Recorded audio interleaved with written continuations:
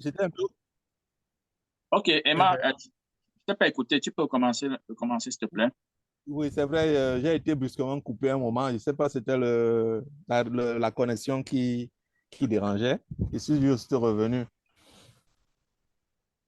Bon, j'ai pu suivre quand même les cours d'avant sur le sixième module là.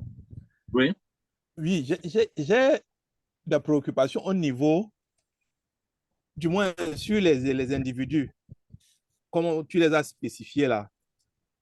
oui, Prospect, prospect, oui, leads, oui, client, ambassadeur. oui.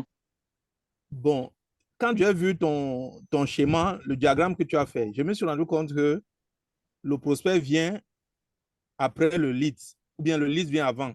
C'est ça qui m'a un peu perturbé parce que je savais que, en principe, c'est le prospect qui vient avant, suivi du lead. Je ne sais pas si c'est un schéma ou bien c'est une position qui peut varier en fonction du contexte. Ok. Tu sais pourquoi tu vois comme ça? C'est parce que à l'école, quand j'ai fait marketing, que ce soit au niveau, c'est-à-dire qu'au lycée, lorsqu'on a fait l'étude de marketing, j'ai fait comptabilité, c'est-à-dire marketing, comptabilité, audit. On a fait mais à l'université, on a également fait marketing. Oui, Généralement, à l'école, on ne vous parle pas trop de leads, on vous parle de prospects. tout à fait. On se comprend un peu. Ah oui, Oui, c'est pour ça que les gens ont que la notion de prospect. Et prospect et client, la notion là que les gens ont en fait. On a cette formule qu'on appelait AIDA. Ceux qui ont fait marketing, qu'on a formule AIDA. A-I-D-A. Une fois l'attention du prospect, attention, c'est le A du prospect. oui, Ok. Il faut faire déclarer son intérêt, c'est le I, qui provoquera un désir, qui déclenchera l'achat. Ça, c'est une formule AIDA. Quand tu es dans le marketing, quand tu veux travailler, si, ça, c'est une configuration, bien sûr, il y en a plusieurs. Ça, c'est celle qui est la plus ancienne et celle qui fonctionne encore jusqu'à aujourd'hui. Une fois l'attention du prospect. Donc, on prend le prospect comme étant le point final pour se rapprocher des clients. Mais en fait, il y a des leads. Le prospect, c'est une personne qui est passée d'une étape d'abord avant d'être prospect. Il a été lead. OK? C'est pour ça, dans l'entonnoir que vous avez vu la dernière fois, que je peux, n'est-ce pas, euh, vous faire voir encore ici. Dans cet entonnoir-là, il est comme ça question pour vous de, de montrer que le prospect, là, il vient en fait quelque part. OK? Le prospect, lui, normalement, il vient quelque part. Il vient d'un lead. Un lead, c'est toute personne qui est en train de passer et qui, c'est-à-dire que ton message le touche un peu, mais il ne te connaît même pas, en fait. Le message peut passer dans ses oreilles, mais il ne te connaît pas. Il ne peut pas acheter encore. C'est parce que tu l'entretiens d'une certaine façon, de façon directe, et généralement, ce n'est pas direct, c'est one-way communication, comme il a dit la dernière fois dans le cours, avec le lead. Le lead, c'est que tu fais des choses, il passe, il voit. Le prospect, maintenant, il voit tes choses, un intérêt se découle entre ce qu'il veut et toi. Il y a un intérêt déjà. OK? Le lead sont les personnes qui passent, sont peut-être intéressées, plus ou moins, dans ce que tu fais. Ce que tu fais les façons, en fait, ça les touche quand même, mais ça, c'est juste en passant, quoi. Mais le prospect, c'est pas ton client, hein. Mais de temps en temps, il dit que mais, les beignets à l'école de la femme, là, c'est la mort, hein. Je vais jamais aller. OK? Il aime les beignets à l'école, il entend parler. Chaque fois qu'il passe devant le beignet, il dit, waouh, il faut qu'un jour je passe avec, je goûte. Vraiment. Jusqu'à jour, peut-être vous faites la promotion. Aujourd'hui, là, tous les clients qui vont manger ici, le poisson qu'on fait sera gratuit à tous ceux qui vont manger le plat de beignets aujourd'hui. Justement, ça, c'est l'intérêt qui est déclaré là-bas. Son intérêt est touché là-bas. Le déclenche, ça provoque un désir. Le désir, c'est qu'il faut qu'il aille goûter les beignets. Après, ça déclenche l'achat parce qu'il va acheter les beignets. Donc, en fait, le prospect, c'est le point le plus rapproché pour devenir client. Mais avant, c'est des étapes. Ça, c'est même simplifié. Il y a plusieurs étapes. Mais de façon générale, on va appeler tous ceux qui ne sont pas encore, qui n'ont pas encore pris connaissance de ton produit, qui ne peuvent pas encore faire des communications two-way avec toi. On va les appeler des leads. Les prospects sont des personnes qui sont au courant de toi, ils peuvent échanger avec toi, mais le désir n'est pas encore déclaré. Ils ont un intérêt, mais il faut qu'un désir se déclare. Quand le désir est là, vous savez ce que le désir?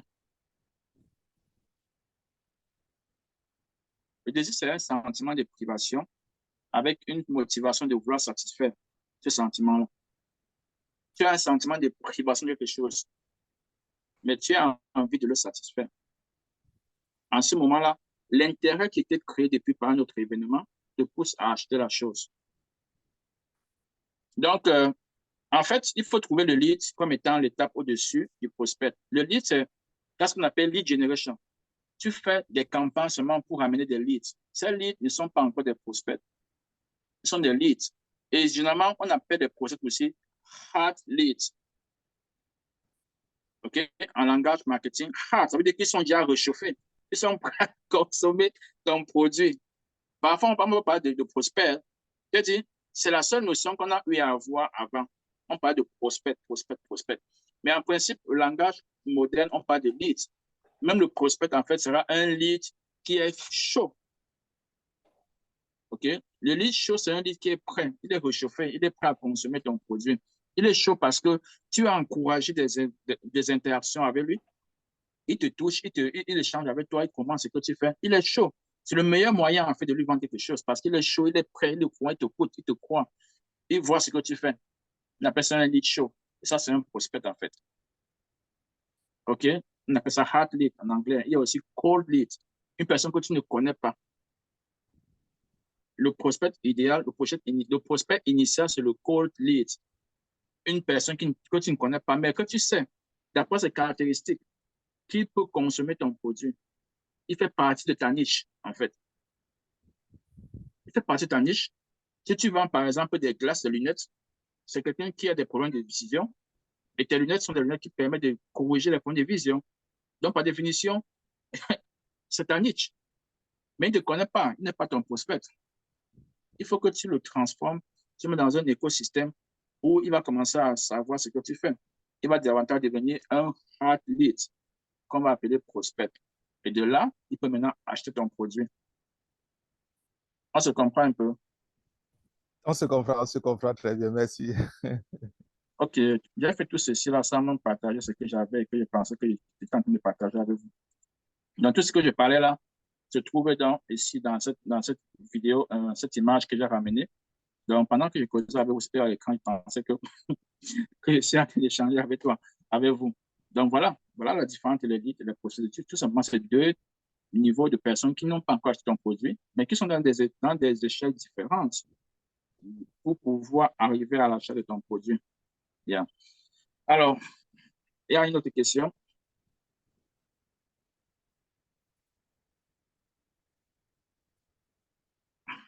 Bon, alors, comme je disais tantôt, on va se quitter ici again. Rappelez-moi aujourd'hui ou demain pour que je puisse partager avec vous un formulaire, un template, bref, un document qui va vous aider, n'est-ce pas, à pouvoir produire ou collecter les éléments dont vous avez besoin pour pouvoir effectivement lancer ou créer votre site de e-commerce. Sans ça, vous pouvez passer des mois dans une création de site. Souvenez-vous, nous sommes dans un programme où vous n'avez pas beaucoup de moyens. Ça veut dire que vous n'avez pas le temps de vous former en, je sais pas, en, en développement d'applications ou création de sites web ou en WordPress, en technique informatique pour développer le site. Il y a des questions pour vous de prendre, d'utiliser, n'est-ce pas, des plateformes qui sont le plus facile possible à être utilisées et à vendre votre produit. C'est la première chose. La beauté, le design peut venir après. Le plus important, ce sont les fonctionnalités qui sont plus importantes. OK? Ce sont les fonctionnalités qui sont plus importantes. Une fois que vous atteignez un certain niveau, vous avez maintenant envie de vendre beaucoup plus la beauté. Également, même dans ce site que vous avez utilisé pour créer des choses plus faciles, vous pourrez découvrir comment faire pour rendre cela encore plus beau, plus joli, plus attrayant, ou encore apprendre d'autres plateformes, vous former sur d'autres plateformes qui créent des sites parfois plus jolis, mais qui demandent du temps, de l'expertise ou des moyens pour payer quelqu'un d'autre de faire ça pour vous. Mais le plus important, c'est de pouvoir avoir un endroit où vous pouvez placer votre marchandise et vendre. Ça, c'est la première chose. Deuxième chose, y intégrer les éléments qui peuvent vous faciliter la vente, qui peuvent vous faciliter l'interaction avec les clients, qui peuvent vous faciliter l'engagement avec les clients, la collecte des données de vos clients, l'échange maintenant de vos clients, l'entretien avec vos clients et puis naturellement la promotion de votre business en ligne. Ce sont les éléments que vous avez besoin dans un site. Ce n'est pas beaucoup plus la beauté. La beauté, ça vient, vous pouvez passer un an pour créer un site, ça ne va jamais être la beauté que vous voulez. Donc, commencez à vendre. Pendant que vous vendez, oh wow, j'ai vu un site là qui était designé comme ça, j'ai envie qu'on redesigne mon site pour que ça ressemble à ceci. Vous pouvez le faire. Mais le plus important, c'est que la personne qui cherche un produit que vous avez optimisé en SEO de façon à ce qu'on peut le retrouver si on tape en ligne. Vente des chaussures à Douala, Roi Yaoundé, qu'on puisse retrouver votre site. Ce n'est pas la beauté de votre site qui fait qu'on le retrouve en ligne, non. C'est le fait qu'il y a des keywords dans votre site au niveau de l'optimisation avec les SEO qui font en sorte qu'on peut retrouver votre site facilement. Ce n'est pas la beauté. Une fois dans votre site, on a eu à parler. Description. Ce cours, c'est à propos de ça. Décrire votre page produit. Les photos, de façon à ce que le client puisse avoir l'impression qu'il a l'objet devant lui.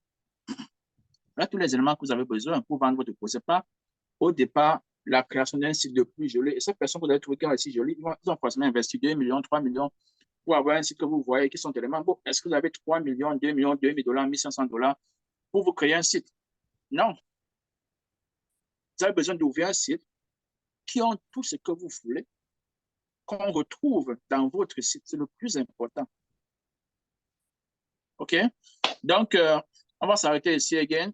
Vous aurez comme ça ce checklist ou bien ce template qui va vous permettre de collecter les informations ou de préparer les informations dont vous avez besoin pour que la prochaine séance, lorsqu'on passe à l'implémentation, que vous ne soyez pas derrière. Autrement dit, vous allez mettre juste n'importe quoi à l'intérieur pour avancer, ce qui ne va pas ressembler à quelque chose à la fin. OK? Donc, je m'arrête ici pour aujourd'hui. Ce fut un plaisir, une fois de plus, de renouveler.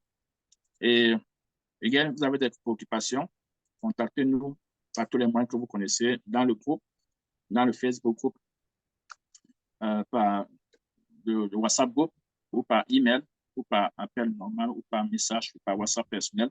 Vous avez les éléments que vous avez besoin pour nous contacter. C'était un plaisir. Ciao, les gars.